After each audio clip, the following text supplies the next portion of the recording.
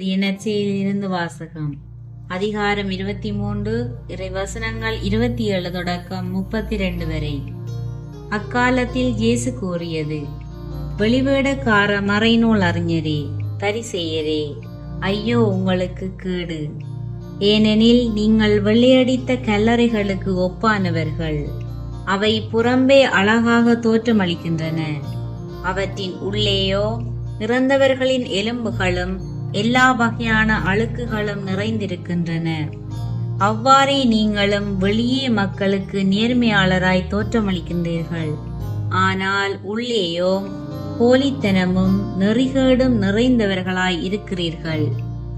வெளிவேடக்கார மறைநூல் அறிஞரே, பரிசேயரே, ஐயோ உங்களுக்கு கேடு!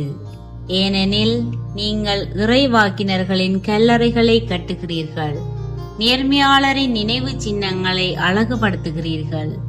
எங்கள் மூதாதையர் காலத்தில் நாங்கள் இருந்திருந்தால் இறைவாக்கினர்களின் கொலைக்கு உடந்தையாக இருந்திருக்க மாட்டோம் என்கிறீர்கள்.